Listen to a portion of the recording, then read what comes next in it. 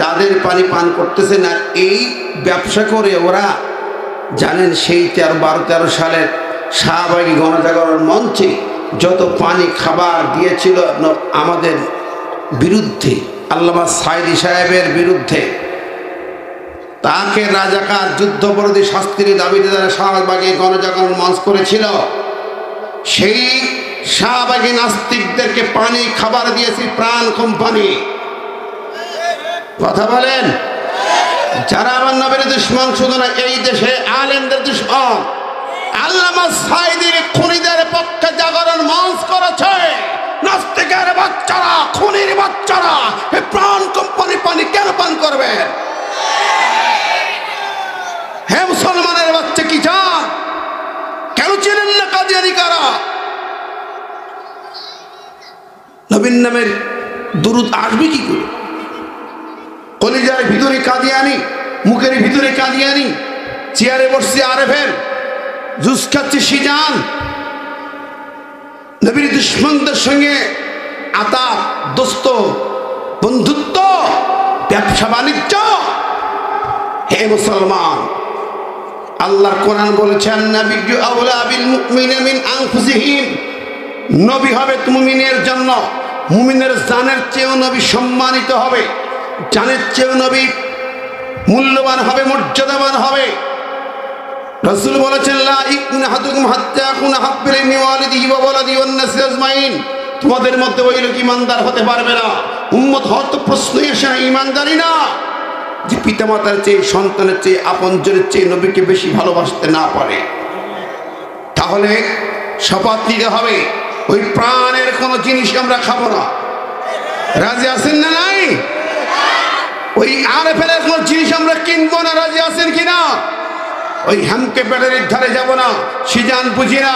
ওই ইসরায়েলি পণ্য যা আছে, Pepsi, Coca Cola, Fanta, 7 up, Sprite, ওই শ্যাম্পুগুলা, Pond's cream, Pond's shampoo, Sunsilk shampoo, Clear shampoo, ইসরায়েলের পণ্য, কাদিয়ানীদের পণ্য, আমার নবীর দুশমন, মুসলমানদের রক্ত চুষে খায়, এদেরকে বয়কট করতে হবে। রাজি আছেন কারা কারা? তো হাত তুলে দেখান।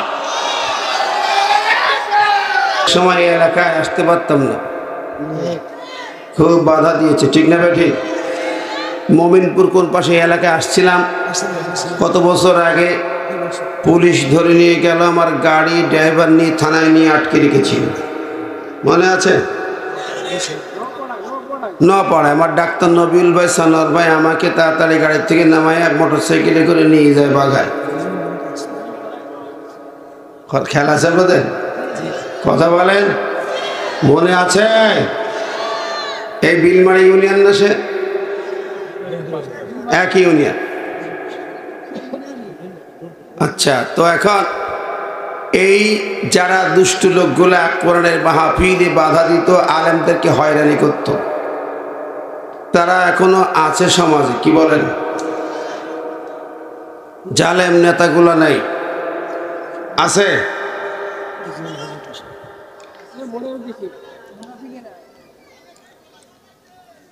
দেখেন কেন এই সরকার বিগত দিনে যারা ছিলেন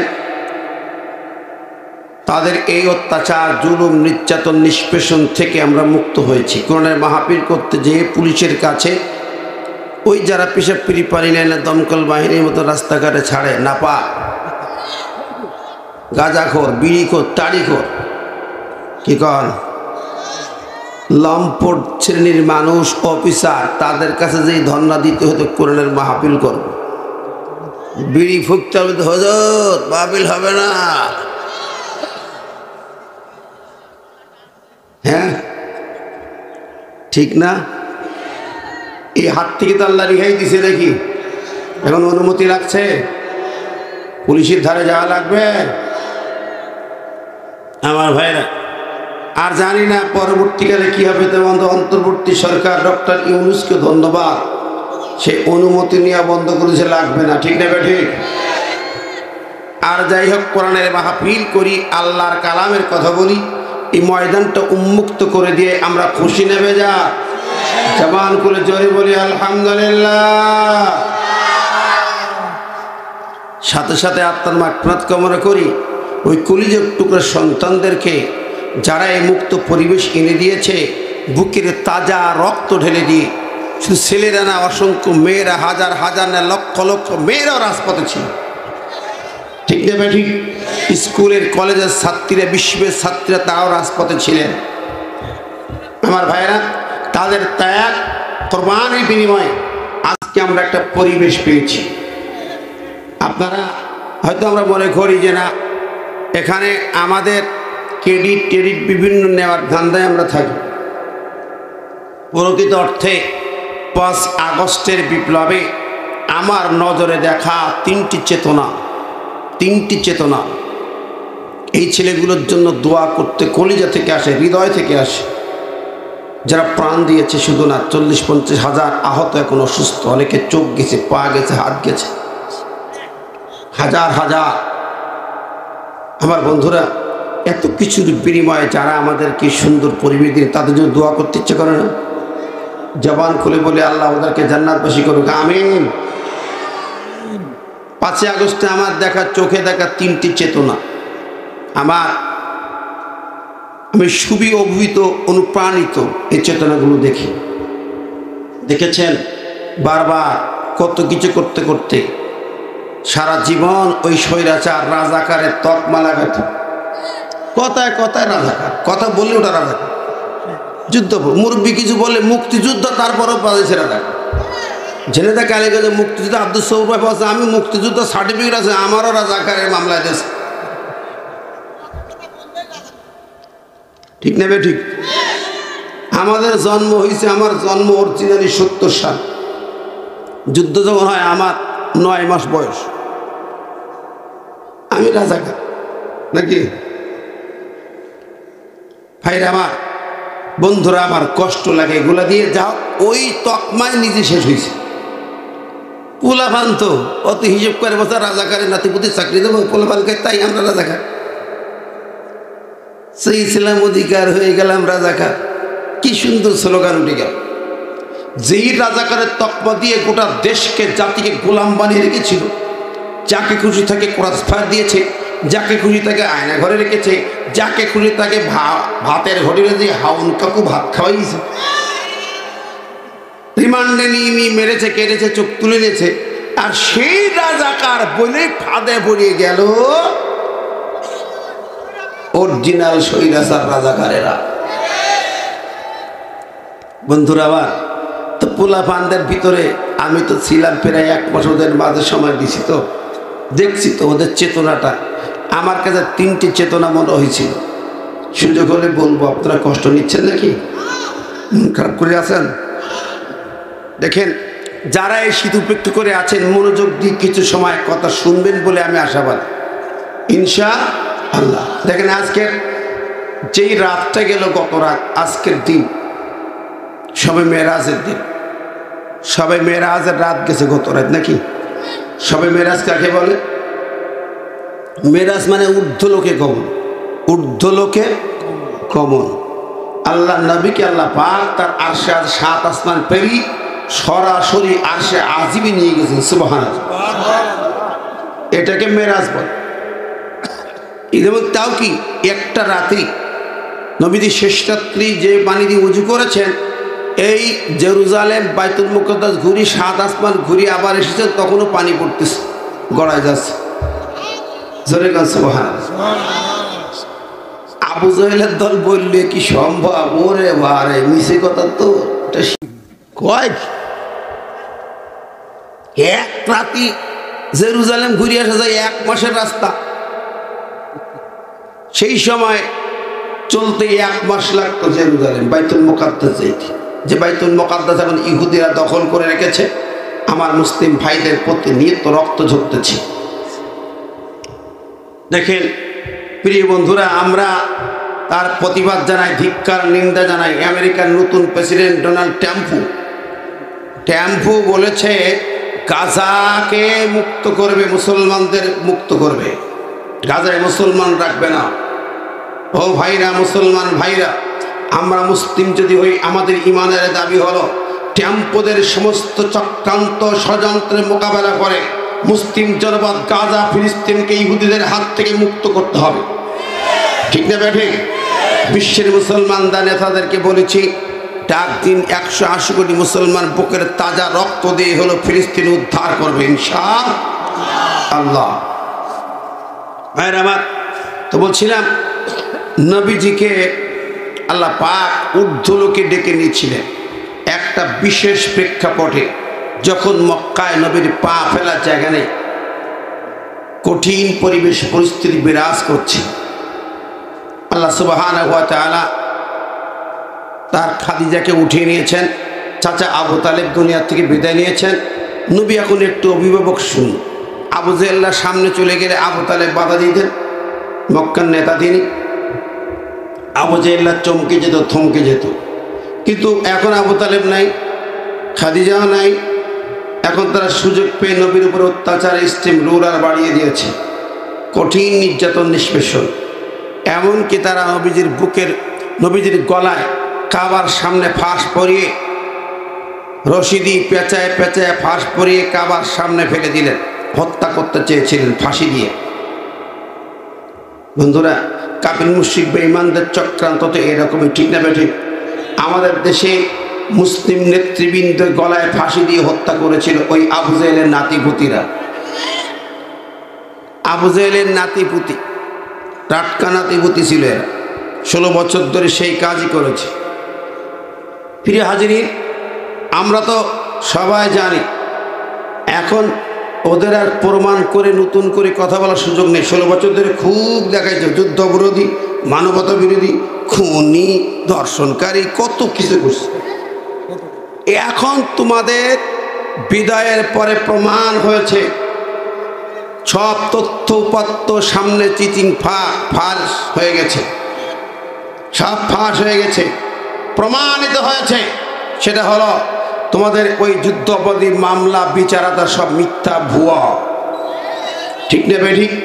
ওই যে বিচারপতি মানিককে ধরা খাইছে, কালামানিক ধরা খাইছে না? ওই কালামানিকই সাইদ হিসাবের প্রথম মৃত্যুদণ্ডে ফাঁসির রায় দিয়েছিল। আর টাটকা কালা শয়তান পালাইতে যেয়ে কলা বাগানে কলার পাতার পরে শুয়েছিল, দাড়ি রেখে হুজুর সেজেছে। কথাকার দরবেশ সেজেছে দাড়ি রেখে, আবার দরবেশ দাড়ি চাইছে ক্লিন শেভ হয়ে কুলি সেজেছে। এটা দাড়ি রেখে সেজেছে, ওটা দাড়ি কেটিয়ে চলিছে, ঠিক না? কি দেখেন তাহলে ধর্মকে কি কায়দায় ব্যবহার করে। দরবেশ 1000 বছর দাড়ি কেটে ফেললি যে সুন্নত, বছর দেখো দাড়ি রাখা সুন্নত, কিন্তু জান বাঁচানো ফরজ। জান বাঁচানো ফরজ, এই জান বাঁচানো ফরজ পালন করতেছি, এখন সুন্নত বা হ্যাঁ বাজার আসতেছে সেদিন ইনশাল্লাহ। মামু বাড়ি গেলি তো একটু ফটো ফটো করে, কিছু ওয়ারিশ সূত্র, কিছু জমি জমা নিয়ে খাতির খুতির পাতাইয়ে রান্না বাজে করে মামের হাতে দুধ ভাত খেয়ে একটু নাদুস নুদুস হয়, ঠিক না বেঠি? টেনশনে আছে বাবা, মাথা ঘুরতেছে, বলে পেয়েছো মাথা ঘরে, মাথা ঠিক নেই, পটর ফটর বন্ধ হয়ে যাবে না, ঠিক না বেঠি? কালামানিকের মাথা ঠিক নেই, দরবেশ বাবার মাথা ঠিক নেই, সব দরবেশগিরি শেষ, মাথায় কাজ করে না, উল্টা পাল্টা ভুল বকে। কি বলেন? ওই যে আমাদের উস্তাদ এক গল্প বলতে, একটা লোকের গরু হারাই গেছে, এই কোনায় কারা হয়েছে করে ভাই, এখানে কারায় কর্নারে, বাবা তুমি আলাদা মাহফিল করো নাই, এদিকে এসে বাবা আলাদা মাহফিল করি না। যে একজন গরু হারাই গেছে, রাস্তায় দৌড়চ্ছে, ছেলে স্কুল থেকে বাড়ি আসছে, বলছে আব্বা দৌড়াচ্ছ কেন? বলছে আরে ভাই গরু হারিয়ে গেছে। ছেলে কয় বাবা আমি তোমার খোকা, সাইড দে রে ভাই, গরু হারিয়ে গেছে বলছি। বল কয় হইল নাকি? বাবা আমার ভাই কয়, বাড়ি সে বলছে মা বাবা আমার ভাই বললো কেন? পাগল ছেলে, দুষ্ট কোথাকার, বাবা কখন ভাই বলে? বাড়ি আসুক জিজ্ঞেস করো মা। বাড়ি আসার পরে জিজ্ঞেস, ও গো ও খোকার আব্বা তোমার কি হইয়াছে? তুমি আবার সেদিন নাকি ভাই বলে ডেকেছ? তো স্যার বললো না মা, মাথায় ঠিক নেই। কি বলেন? গরু হারাইলে ছেলে হচ্ছে ভাই, বউ হচ্ছে মা, ক্ষমতা হারাই গেছে, চটর বটর করবে না বাপ, কথা কর না কেন? লাভ হচ্ছে না। প্রথমে চক্রান্ত করলো আলু পেঁয়াজ দেব না। আমাদের সরকারটা তো একটু মদ্দা লোক আছে, যাই হোক ইউনূস সাহেব কি আছে অত বুঝি, একটু মদ্দা লোক মার্কা আছে। তা বলছে যে আলু পেঁয়াজ দিব না, নেব না, তোমার আলু পেঁয়াজ লাগবে না। উনি পাকিস্তানে চায়নায় অর্ডার দিয়েছে। মাথা ঘরে কি হইল, আলু পয়সে যাচ্ছে, পেঁয়াজ পয়সে যাচ্ছে, দিয়ে রাস্তায় ফেলি, ব্যবসায়ী রাস্তায় ফেলি মিছিল করছে, আলু খেতে আগুন ধরাই দিচ্ছে, বিপদে পড়ে গেছে। কথা বলে ঠিক নেবে ঠিক। ওরা ভিসা বন্ধ করেছে, আমার দেশের লোক কি চিকিৎসা করতে যেত ভিসা বন্ধ করেছে। তাতে কি হয়েছে? চিকিৎসা তো বন্ধ নেই, বরং ইতিমধ্যে চীনের সাথে চিকিৎসা, ব্যাংককের সাথে চিকিৎসার কন্ট্রাক্ট হয়েছে। সুবহানাল্লাহ। মুসলমান,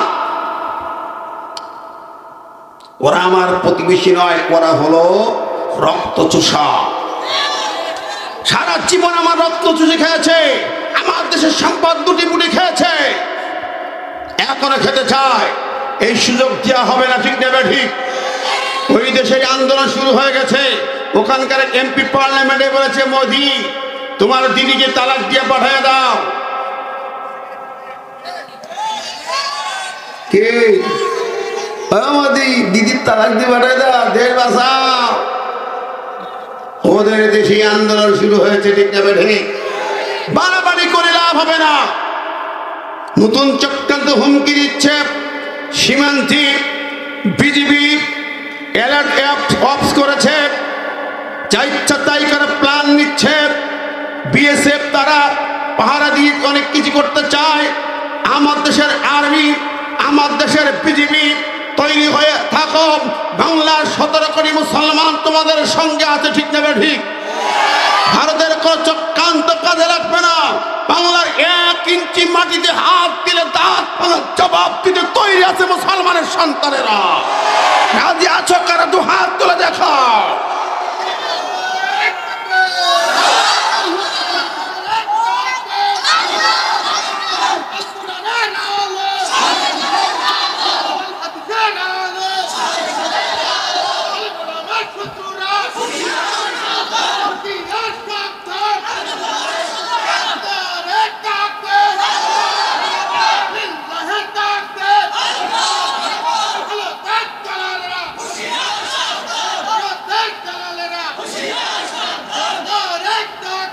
আলহামদুলিল্লাহ, আল্লাহ পাক কবুল করুক, আমিন।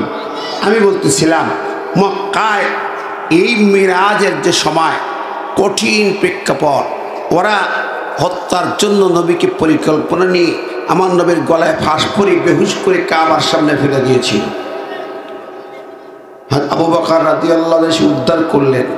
নবীজি হাতিমে বসে, হাতিমের ভিতরে যেখানে কাবা শরীফের ছাদের পানি পড়ে, ওই জায়গায় মিজাবে রহমত বলা হয়। আল্লাহর নবী তো জাহানের নবী, ওখানে সিজদা দিয়ে আল্লাহর কাছে কাঁদে, আল্লাহ ও মালিক মনি, যেই জাতি তোমার নবীকে হত্যা করতে চায় তাদের ভাগ্যের পরিবর্তন কিভাবে আশা করা যায়? নবীজি কাঁদতেছেন, কেঁদে কেঁদে দোয়া করলে কবুল হয়ে যায়। আল্লাহ পাক জিব্রাইলকে পাঠাও, জিবরিল যাও আমার হাবিবকে বলে দাও, গোটা পৃথিবী যদি তোমার সঙ্গে শত্রুতা করে, তোমাকে যদি না গ্রহণ করে, জমিন থেকে বিতাড়িত করে, কোথাও জায়গা নাই, কোনো টেনশন করার দরকার নাই। আমি আল্লাহ পাক 7 আসমান জমিন সমস্ত সৃষ্টি জগৎ তোমার সম্মান দিয়া রিসিপশন জানাবে।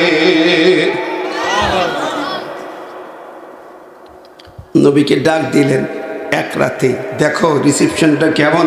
সুবহানাল্লাযী আসরা বিআবদিহি লাইলাম মিনাল মাসজিদিল হারামি ইলাল মাসজিদিল আকসাল্লাযী বারাকনা হাওলাহু লিনুরিয়াহু মিন আয়াতিনা ইন্নাহু হুয়াস সামিউল বাসীর। আল্লাহ ডাক দিলেন, নবী শোনো, দেখো তোমার জন্য না মক্কার মানুষকে গ্রহণ করে না, কিন্তু তোমাকে সম্মান কেমনটা দেয়া হয়। ওঠো, তোমার রব আল্লাহ পাক তোমাকে ডাক দিলেন আসরা, তোমাকে ভ্রমণ করাবেন সৃষ্টি জাহানের তুমি রহমতুল আলামিন, তুমি দেখো কেমন রহমত, তুমি দেখে নাও। লিনুরিয়াহু মিন আয়াতিনা, আমার নিদর্শন তোমাকে দেখিয়ে দেব। জিবরিল আমিন এলেন, নবীজি শুয়েছিলেন উম্মে হানির বাসায়, নবী শুয়ে আছেন। জিবরিল এসে একটুখানি কাতুকুতু দিলেন, চিমটি কাটলেন। নবী উঠে তাকালেন, কিরি কেউ নাই। আবার শুইলেন, আবার চিমটি কাটেন, আবার উঠলেন, দেখে কেউ নাই। তৃতীয়বার চিমটি কেটে নবীকে উঠাইয়া জিবরিল আমিন বলেন, নবী উঠুন, আর ঘুমানো নয়, আমার সাথে চলুন। তাকে এনে ওই জামজামের পানি দিয়ে নবীকে ধোয়া উজু করায়া, এই যে প্রাণী আছে বিশেষ বাহন, আপনি উঠুন। বুরাক নামের একটা বাহনে ওঠানো হলো। আমরা এই বাহন চিনি না, এত দ্রুত গতিতে চলে, ওর দৃষ্টি যেখানে শেষ হয় ওর পাজি সেখানে পড়ে। চোখের দৃষ্টি যত কিলোমিটার দূরে চোখের দৃষ্টি যায়, প্রতিটা কদম সেই দূরে যেই পড়ে। জোরে সুবহানাল্লাহ। এই জন্তুর পিঠে উঠি উড়ন্ত আকাশে উড়াল দিলেন, উল্টা পথে যাবেন জেরুজালেম বাইতুল মুকাদ্দাস, সেখান থেকে আকাশে উঠবেন, কিন্তু উল্টা দিকে মক্কা থেকে উল্টা দিকে মদিনা, সেই পানে ছুটলেন। মদিনার উপর দিয়া ইয়াসরিব শহর তখন নাম। জিব্রাইল তাকে দেখালেন, নবী রে, আগামী দিন মক্কার জমিন আপনার ঠিকানা নয়। আপনি দোয়া করেছেন, ওয়াকুল রব্বি আদখিলনি মুদখালা সিদিকি ওয়া আখরিজনি মুখরাজা সিদিকি ওয়াজআলনি মিন লাদুনকা সুলতানান নাসীরা। সেই সুলতানাত রাষ্ট্র ক্ষমতা আপনার এই মদিনায় ইয়াসরিব শহরে হবে। আকাশ পথে ঘোরায়া দেখাইলেন, ইউটার্ন নিয়ে মদিনা দেখায়া বলে, এই জায়গায় আপনার আসল ঠিকানা। ওয়াকুল জাল হক ওয়া জাহাকাল বাতিল, সত্যের বিজয় হবে, মিথ্যা দূরীভূত হবে, বাতিল পরাস্ত হবে, আবু জেহেলদের পতন হবে, আর এই স্থান আপনার ইসলামী রাষ্ট্রের রাজধানী হবে। জোরে জোরে বলে সুবহানাল্লাহ। দেখাই নিয়ে গেলেন, তারপর জেরুজালেমে গেলেন, বাইতুল মুকাদ্দাসে গেলেন। সকল নবীরা তার জন্য অপেক্ষায় আছেন। আবু জেহেলরা তাকে মারতে চায়, মক্কায় থাকতে দিতে চায় না। আর বাইতুল আকসা মসজিদে সমস্ত নবীরা আমার নবীর জন্য রিসিপশনে দাঁড়িয়ে আছে। সুবহানাল্লাহ। সেখানে গেলেন, নবীজির পিছনে 2 রাকাত নামাজ হলো। সব নবীরা পিছনে দাঁড়িয়ে নবীজি ইমামতি করলেন। আল্লাহু আকবার। নবীজির জামাতের ইমামতি করি হযরত জিবরিল ওখান থেকে নবীকে নিয়ে প্রথম আসমানে চলে গেলেন। প্রথম আসমান কত দূর বলতে পারবেন নাকি? এই আসমানটা কত দূর, কত কিলোমিটার হবে? এখান থেকে আমেরিকা পর্যন্ত হবে নাকি? জানেন কত কিলোমিটার? আজ পর্যন্ত পৃথিবীর কোন বিজ্ঞানী কত দূর প্রথম আসমান এই দূরত্ব নিরূপণ করতে পারেনি।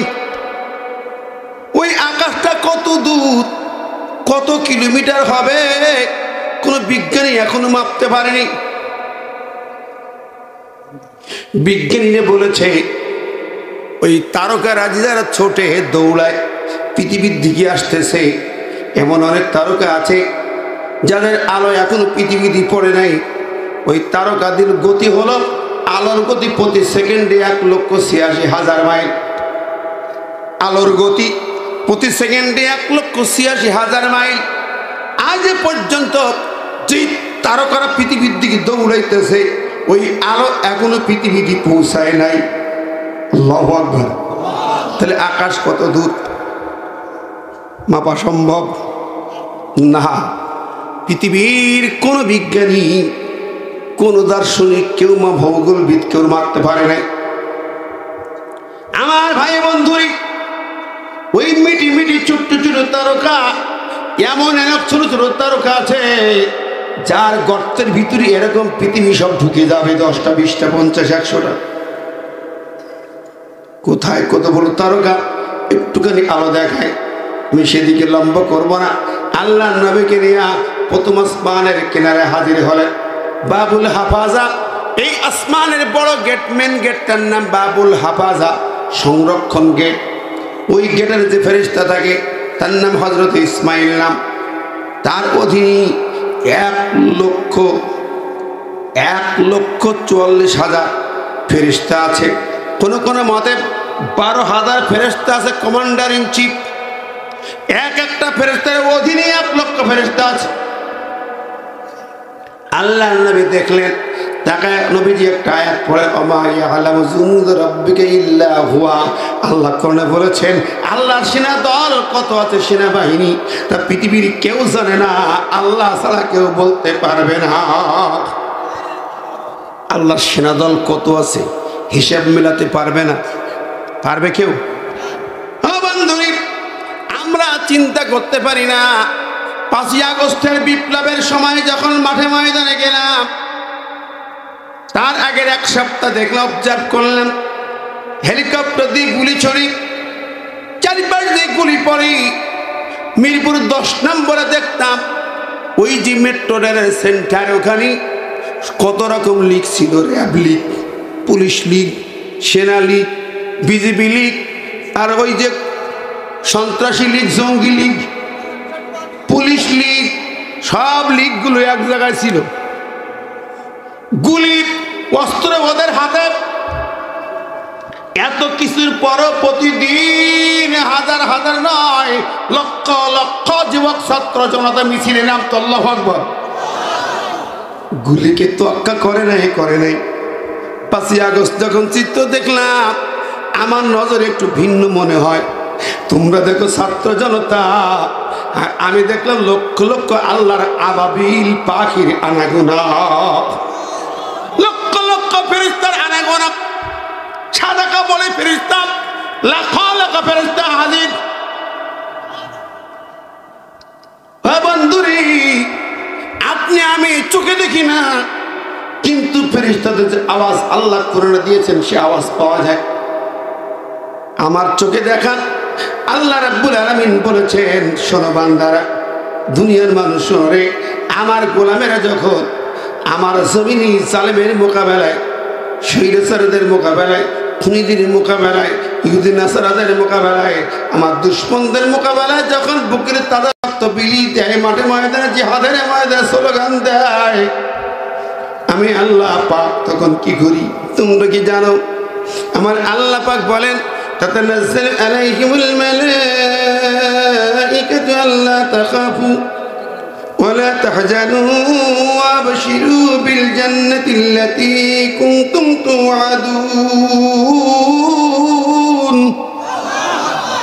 আল্লাহ বলছেন, শোনো, তাতানাজ্জালু ফেলে মুজারে, ফেরেশতার দল নাজিল হয়, দলে দলে ফেরেশতা নাজিল হবে কিয়ামত পর্যন্ত। যখন আল্লাহর গোলামেরা বাতিলের মোকাবেলায় জানের মায়া করে না, রাস্তায় নেমে আসে, আমার আল্লাহ বলে আমি ফেরেশতার দল পাঠায়া দেই। জোরে গান সুবহানাল্লাহ। আল্লাহ সাহায্য চলে আসে। তাও আল্লাহ আরো বলে, শোনো ওরা কি বলে, ওরা বলে আল্লাহ তাখাফু, তোমরা ভয় পেও না। বলো বাবা, ফেরেশতারা কি বলে জানেন? ওই রাস্তার বুকে এই স্লোগান চলত, হে ছাত্র জনতা ভয় পেও না। আমি আয়াত চিন্তা করতাম, আল্লাহ ফেরেশতারা দেখা যাবে না, ফেরেশতারা বলবেন আল্লাহ তাখাফু,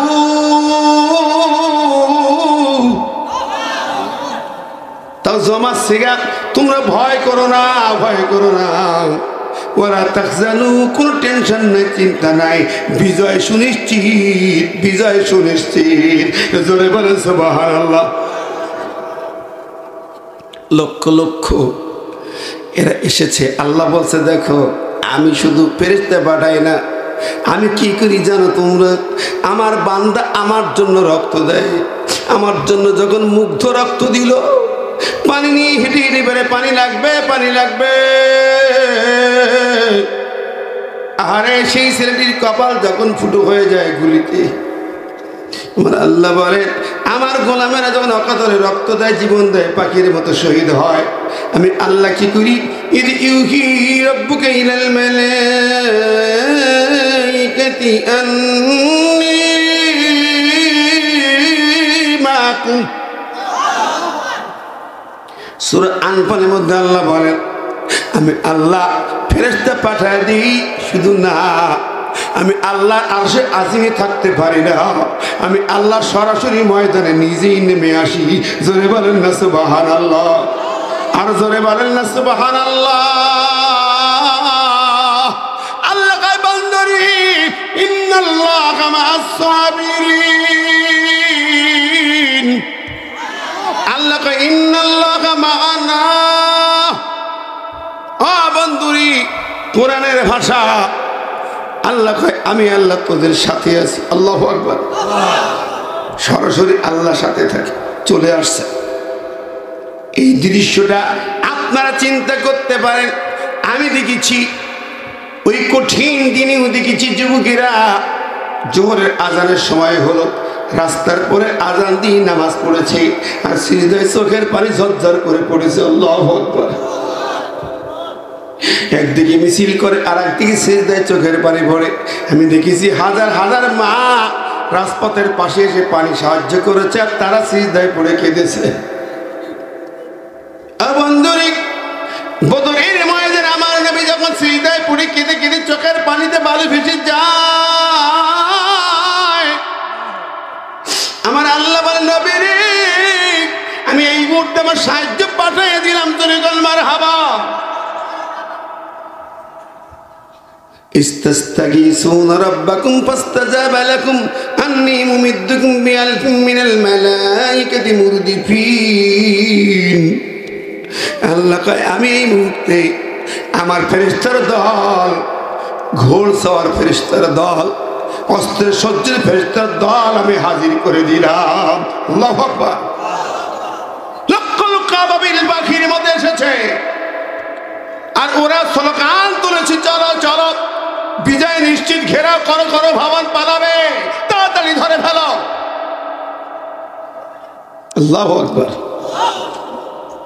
এটা ছিল মূল চেতনা, আসল চেতনা। বিজয় হতে সহজে আসে না, আল্লাহর সাহায্য ছাড়া কোনো বিজয় আসে না। আমার ভাইরা দেখেন, আমার দেখা আরেকটি চেতনা 5ই আগস্টের থিম, যখন করভবন ঘিরে ফেললাম, ওদিকে ওলাল দিয়ে চলে গেল। এত ক্ষমতা, 16 বছর কাঁপত জমিন, ঠিক না? যখন এই ওয়ার্ডের একজন ন্যাংড়া নেতা 500 লোকের হাঁটতে পারে না, সেরা প্যান্ট পরিয়ে মাজা ঘুরিয়ে হাঁটে, হাত বেঁকে হাঁটে, তাই মা পড়িয়ে থাকবে না। কথা কর, এরকম ছিল বহু জায়গায়। ওর ভয়েও কমিটি কাটত। কতক্ষণ ঠিক নেবে ঠিক, কারণ গাঁজাখোর ফোন দিলে ওসি দৌড়িয়ে আসতো। ওসিরা তো ওসি ছিল না, চাপুকার তালা, ঠিক নেবে ঠিক। এই পাওয়া, আরে এই সামান্য এলাকার এর পাওয়া, লক্ষ লক্ষ টাকা লুটি পুটি খাইতো, ঠিক নেবে ঠিক। তাহলে বড় হুজুরের কত পাওয়ার।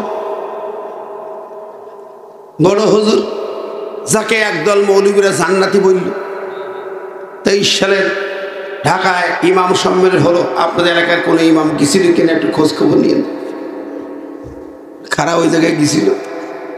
এইগুলো হলো মুনাফেকের বাচ্চা, ঠিক নেবে ঠিক, টাটকা। ওই জায়গার সম্মেলনে কাফিলুদ্দিন হুজুর উনি বলছেন, হযরতে আল্লামা শেখ হাসিনা তাহাজ্জুদ গুজারি জান্নাতি, জান্নাতি বানাই দেন। আরে অসংখ্য আলেমের রক্ত চুষে খেলো, হাজার হাজার মানুষের খুনি, ভোট ডাকাত, ভোট চোর, লুটপাটকারী, সন্ত্রাস, তাকে বলছে জান্নাতি। যাবেন কই? আমার ভাইরা, একদল হুজুরটা দালালি করেছে, চেটেছে। কয় কি করব, ইমামতি থাকে না, চাপ দেয়, বাধ্য হয়ে ছুটি। বেটা, তোর ইমামতির দরকার কি? আমি বলতাম অনেক সময়, খেয়াল আছে, মোড়ের মাথায় যে চা বেশি খা, অটো চালা, ডিম সিদ্ধকের বেশি খাও, আমি জেনে দেয় একজন ডিম সিদ্ধ করে বেছে, আপনাদের বানেশ্বরে একজন বিক্রি করে রাত্রিবেলা দেখি কত ডিম বেছে, 500 ডিম সিদ্ধ বিক্রি করি, কত টাকা ইনকাম করে জানেন? তুমি মৌলভী, কোরআন তোমার সিনার ভিতরে, ওদের চাটুকার হই গোলাম হই ইমামতি করেছ 5,000 টাকা বেতনে, 5,000 টাকা বেতনে চুক্তি তো 6 মাস বাকি, তাতে ওদের চাটুকার হই সেটিস। তোমার কি প্রয়োজন? তোমার ওই ইলম, তোমার কোরআন তোমাকে মুনাফিক বানায়া অন্যদিকে নিয়ে গেছে। তুমি সঠিক কোরআন বোঝো নাই, পড়ো নাই, ঠিক না? ঠিক। আমার ভাইরা, আমি কথা অন্যদিকে যাব না। কি বলছিলাম? 5ই আগস্টের চেতনা তো আমরা ঘিরে ফেললাম গণভবন, লাখ লাখ মানুষ ঘিরে ফেললাম, কিন্তু 45 মিনিট টাইম দিতে সেনাপ্রধান, এর মধ্যে এত বড় স্বৈরাচার ক্ষমতাধর বলছে আমি একটা ভাষণ দেব, কথা ভাষণ রেকর্ড করার সময় নেই, বুবু দৌড়ো দৌড়ো। 16 বছর বহুত ভাষণ দিতে, আর দিতে হবে না, কি কথা কন? এত বড় ক্ষমতাধর পাওয়ারফুল ব্যক্তি পালালো কেন? তার ভাষণ রেকর্ড করার সময় হলো না কেন? খাওয়াও নেই, ভাষণ রেকর্ডও নেই, পালাতে হলো কেন? বুঝেন? তাহলে ক্ষমতা কার? ক্ষমতা কি মানুষের না আল্লাহ? আরো জোরে লিল্লাহুম্মা মালিকাল মুলক, ক্ষমতার মালিক কে? আরো জোরে। বন্ধুরা আমার, ওই দিন যে চিত্রটা বলতে চাইছিলাম তা হচ্ছে, আমরা ঢুকলাম, অনেকেই তো গণভোট ঢুকলেন, আমি খুঁজতেছিলাম সে যায় না আমাদের তসবি খুঁজ, হুজুরা যে বললো জান্নাতি তাহাজ্জুদ পড়ে, একটু দেখি কই খুঁজি বেড়ে, খুঁজি পাওয়া গেল না। ভুয়া ভণ্ডামি সব ছিল, ভণ্ডামি আর নষ্টামি, জাতিকে ধোঁকা বানানোর চিন্তা ছিল, ঠিক না? ঠিক। চলে গেলেন, আমি সেদিকে যাচ্ছি না, আমার কথা অন্য জায়গায়। তা হচ্ছে দুপুরের পর, জোহরের পর থেকে আসর মাগরিবের আগ পর্যন্ত এই 3 ঘন্টা মাত্র, এর ভিতরে বাংলাদেশে সমস্ত মূর্তি ভাস্কর্যগুলো ভেঙে চুরমার করা হোক। কারা ভাঙল? জোরে কার? এই ছাত্র জনতা, আমরা, ঠিক না? ঠিক। শুধু ভাঙ্গা না, ওর বাপের মাথায় সব হিসু করল, মূর্তি ভাষায় দিলে মাথার চোখ কান সব, কি কথা কন, ঠিক না? ঠিক। ভালো করে বোঝেন ও বন্ধুরা, কোটি কোটি টাকা ব্যয় করে ভাস্কর্য বানিয়েছে, প্রায় 5,500, মাত্র 3-4 ঘন্টার ভিতরে সব জিরো করে দেওয়া হলো। তাহলে 5ই আগস্টের বিপ্লবের চেতনা কি? বিপ্লবের টার্গেট কি ছিল? লক্ষ্যমাত্রা কি? কারা করেছে কাজ? কি কাজ কারা করলো? কেন করলো? এত টাকা ক্ষতি করলো, ভাঙলো কেন? ঠিক না ভাই? ঠিক। তাও কয় ঠিক। মালাউনের বাচ্চা ওইটা, ঠিক না? ঠিক। ওই বেচারা এত কোটি কোটি টাকা নষ্ট করে বানিয়েছিল কেন? আপনার আমার টাকা নষ্ট করেছিল, মুহূর্তের ভিতরে ভেঙে চুরমার করলো। যে জাতি, সে জাতি কি চায়? আমার প্রশ্ন এখানে, কি চায়? এই জাতি বিপ্লব করেই ভেঙে ফেললো। কি চাই আমরা? আমরা কি চেয়েছি? তার মানে হলো কি? 92 মুসলমানের জামিন। এই 2-1 ভাই উঠেন না, রাগ করছেন নাকি? এটা বুঝে যান, আপনার আমাকে মসজিদ বানিয়েছে, মূর্তি পূজক বানিয়েছে ওই হাসিনা ডায়না দেবী, ডায়না দেবী। আপনার আমাকে মসজিদ বানিয়েছে বাবের স্মৃতিস্তম্ভ বানায়া। আমার কথাগুলো বুঝতে হবে। নবী বলেছেন বুইস্তুরি কাসির আসনাম, আমার নবী বলেছেন আমি মূর্তি ভাস্কর্য ভাঙতে দুনিয়া এসেছি, চুরমার করতে দুনিয়া এসেছি। মক্কা বিজয় করে সব ভেঙে চুরমার করে কথা বলে গেলেন। আর মূর্তি ভেঙেছিলেন জাতির পিতা ইব্রাহিম আলাইহিস সালাম। জাতির পিতা ইব্রাহিমকে বাদ দিয়া এরা জাতির পিতা বানিয়ে আরেকজনকে বানায় মূর্তি বানিয়েছে। তার মানে নমরুদের দল ওরা, ঠিক না? ঠিক। ওরা নমরুদের দল, আর ইব্রাহিমের দল তারা। ওই নমরুদের বানানো তৈরি মূর্তি ভাস্কর্য ভেঙে খান খান করেছে। ইরাই নবী ইব্রাহিমের দল, নবী মুহাম্মাদের দল, ঠিক না? ঠিক। তাহলে আমরা এই ভেঙ্গে চুরি জাতিকে বুঝিয়ে দিলাম 92 মুসলমানের জমিন, 4 লক্ষ মসজিদের জমিন, হাজার হাজার ওলিয়া উলিয়ার জমিন। এই জমিনে আজানের ধ্বনিতে সূর্য উদয় হয়, আজানের ধ্বনিতে সূর্য অস্ত যায়। এই জমিনের উপরে মূর্তি ভেঙে খান খান করে বুঝিয়ে দিলাম, এটা মূর্তি বানানোর দেশ নয়, মূর্তিবাদের দেশ নয়, এটা মিনারের দেশ, মসজিদের দেশ। এখানে আজান হবে, নামাজ হবে, ভাস্কর্য মূর্তি হবে না, বানাতে দেওয়া হবে না, হবে না।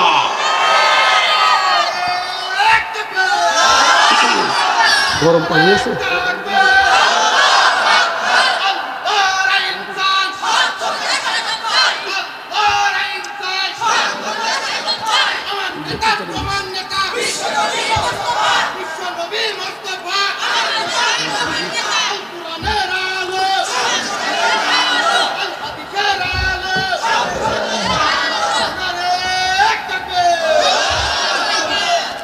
পাঁচই আগস্টের এই ঘটনা সত্য না মিথ্যা?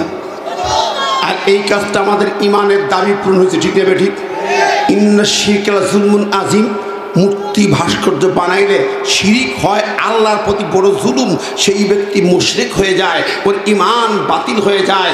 লাইন আশরাকতা লায়াহবাতান্না আমালুকা, যারা শিরিক করে তাদের সব নেক আমল বরবাদ হয়ে যায়, আল্লাহ বাতিল করে দেয়। সূরা জুমার 65 নম্বর আয়াত। তাহলে এই জাতিকে, আপনার আমার ইমানকে বাঁচিয়েছে এই বীর জনতা, ঠিক নেবে ঠিক? মূর্তি ভেঙে বাঁচিয়েছে। এখন আমাদের করণীয় কি?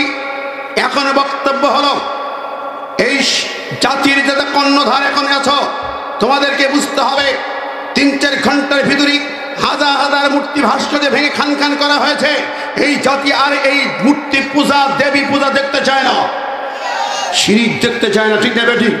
তোমরা এখন 21 ফেব্রুয়ারি যে ওই স্তম্ভের সামনে যে, ওই স্মৃতি স্তম্ভের সামনে যে ফুল দিয়ে দাঁড়িয়ে থাকবে 1 মিনিট, এটাও শিরিক। এই শিরিকও করতে পারবে না।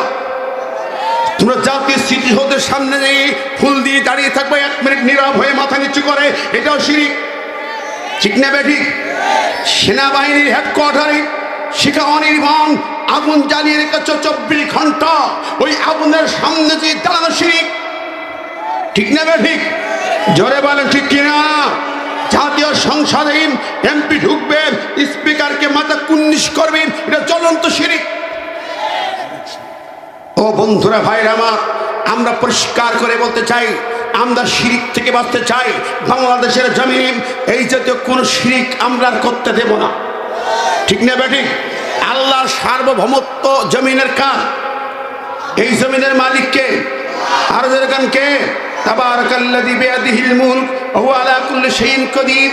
সার্বভৌম ক্ষমতার মালিক আল্লাহ। আর তোমরা এখানে সংবিধানে বলছো ক্ষমতার মালিক জনগণ, কুল্লুহুম মালিকুল মুলক, এই নীতিমালার পরিপন্থী ক্ষমতার মালিক জনগণ, এটা বললে শিরিক হয়, ঠিক না বেঠিক? এই শিরিকের সংবিধান, এই শিরিকের মূলনীতি বাংলার জমিনে চলতে দেওয়া যাবে না, যাবে না, যাবে না। ওই শিরকি সংবিধান ফেলে দাও, কুফরের বীজ তুলে দাও, সেকুলারিজমের শিকড় উপড়ে ফেলে সাগরে ফেলে দিয়ে আল্লাহর ক্ষমতার অধীনে, আল্লাহ সার্বভৌম ক্ষমতার মালিক, এই মর্মে নতুন সংবিধান তৈরি হতে হবে, পুরাণ হবে সেই সংবিধান। কারা কারা চায় 2 হাত তুলে আল্লাহকে দেখায়।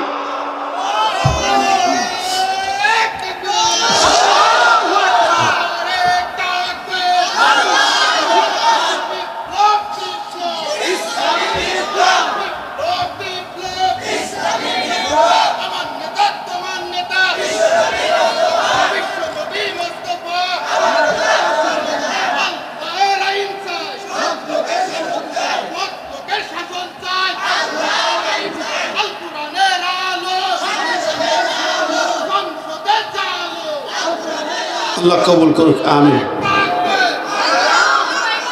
আমার ভাই বন্ধুরা, আমি যে কথা বলছিলাম, আমার আলোচনা স্পষ্ট। আগে ইমান বাঁচা, দেশ জাতিকে বাঁচান। উপরে যদি সংবিধান থাকে কুফুরি, আপনি নিচে তসবিহ তাহলিল করলে কোনো কাজে লাগবে না। কারণ আপনি ওই আইনের অধীনে ভূমি আইন চলে, ভূমি অফিস চলে, রেজিস্ট্রি অফিস চলে, থানা চলে, প্রশাসন চলে, ইউনিয়ন কাউন্সিল চলে, গ্রামের সরকার সালিস বিচার চলে, সব ওই সংবিধানের অধীন। অতএব আপনার ইমান থাকতে পারে না।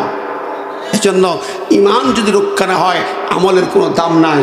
আসুন প্রিয় বন্ধুরা, আমি বলছিলাম বিশ্বনবী সাল্লাল্লাহু আলাইহি সাল্লাম তিনি চললেন আল্লাহর কাছে, বাবুল হেফাজা, প্রথম আসমানের গেট দিয়ে ভিতরে প্রবেশ করলেন, ভিতরে চলে গেলেন।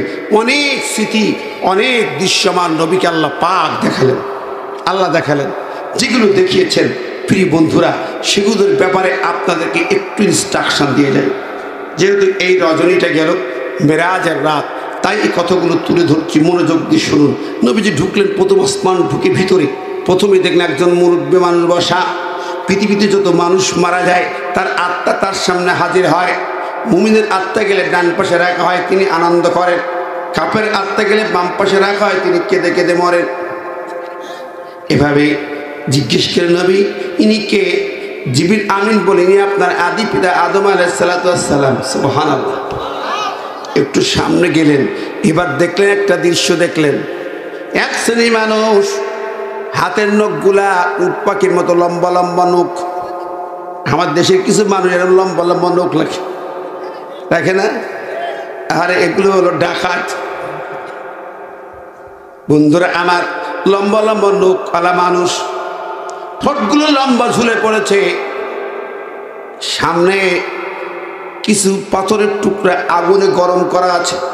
পাথরের টুকরা, পাথর আগুনে জাল দেওয়া হচ্ছে, পাথর আগুনে লাল হয়ে গেছে, পাথরের টুক পুরি পুরি লাল টুকটুকি হয়ে গেছে। এ পাশে কথা বলছে কারা? মা বোনরা আছে নাকি এ পাশে? মহিলা পানি এ পাশে? মায়েরা বোনেরা একটু মেহেরবানি করে কথা শোনেন। আপনাদের জন্য কিছু কথা আসবে, আমার কিছু ভাইরা বলেছেন আসবে। কষ্ট হচ্ছে আপনাদের? রাগ করছেন? আগুন, পাথর আগুনে জ্বালানো হচ্ছে, পাথরের টুকরা আগুনে লাল টুকটুক হয়ে গেছে, গনগনে আগুনে পুড়ি লাল হয়ে গেছে। এই নখালা লম্বা ঠোঁটালা মানুষগুলা ওই গনগনি পুরা লাল পাথরের টুকরাগুলা নখ দিয়ে তুলে ধরে ধরে মুখের মধ্যে পুড়তেছে। আর এত গরম, আগুনের মতো গরম, ওটা যখন ভিতরে যায় পুড়তে পুড়তে চিৎকার করে, আবার ধরে মুখের মধ্যে পড়ে আবার চিৎকার করে। হযরত জিবরিল আমিনকে আমার নবী প্রশ্ন করেন, জিবরিল গো ভাই গো, এ কোন শ্রেণীর মানুষ? এরকম মানুষ তো পৃথিবীতে কখনো দেখি নেই। এরকম গনগনে আগুনে পুড়ি লাল টুকটুকি পাথরে কেন গালের ভিতরে পড়ে, মুখের ভিতরে পড়ে কেন? বলছে ওর আর স্বাধীনতা নাই, ওর বাধা দেওয়ার ক্ষমতা নাই, ওর হাত কাজ করতেছে। তাহলে এরা কারা? বললেন বন্ধুরি, এরা দুনিয়ার সেই সকল মানুষ যারা এতিমের মাল সম্পদ আত্মসাৎ করত। এতিমের মাল, এতিম কারা? এতিম আছে না নাই গ্রাম এলাকায়? কত চাচা, কত হাজি সাহেব এতিম ভাইপোর জমি জমা গোপনে গোপনে রেকর্ড করে নিয়েছে, আছে না নাই? কত আছে চারিপাশে এতিমের সম্পদ গোপনে লিখে নেয়, মাথায় হাত বুলে দখল করে নেয়, আছে না? আবার আছে কত নেতা এতিমখানার মাল আসে, ত্রাণের মাল আসে, লুটিপুটি খায়, আছে না? কম্বল চোর আছে না নাই? ত্রাণ চোর আছে না নাই? তেল চোর আছে না নাই? করোনার সময় তেল আসলো, আহারে কত তেল, খাটের নিচে চেয়ারম্যান সাহেবের বাড়ি। এই যে লুটিপুটি খায়, চোর চুট্টা এতিমের মাল, ত্রাণের মাল চুরি করে খায়, লুটিপুটে খায়। আমার আল্লাহ পাক বলতে শোনো, ওরা এতিমের মাল খায়। কোরআন কারীমে আল্লাহ জানিয়ে দিয়েছেন, আগে জানিয়ে দিয়েছে, ইন্নাল্লাযীনা ইয়াকুলুনা আমওয়ালাল ইয়াতামা যুলমান ইন্নামা ইয়াকুলুনা ফী বুতুনিহিম নারা ওয়া সায়াসলাউনা সাঈরা।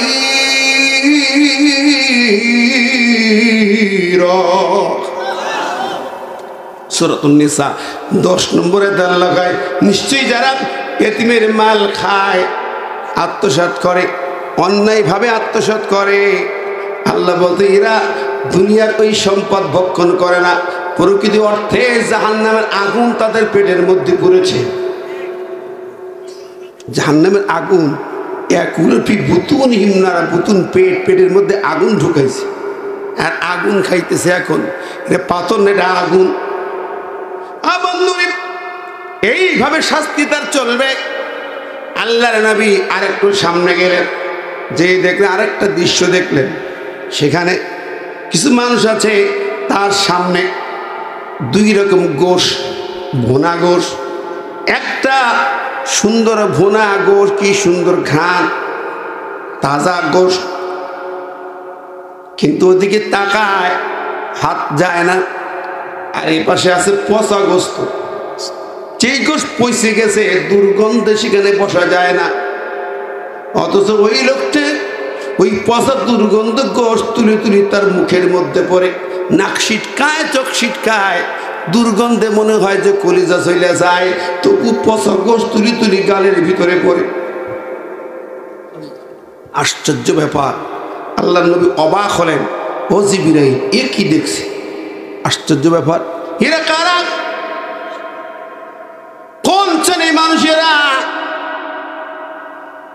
হাজরত জিবরিল বলেন, নবী, এরা দুনিয়ার সেই সমস্ত পুরুষ লোক যাদের বৈধ স্ত্রী ছিল, কিন্তু পর নারীর সঙ্গে তারা আকাম করতো, জেনা ব্যভিচারে লিপ্ত হতো।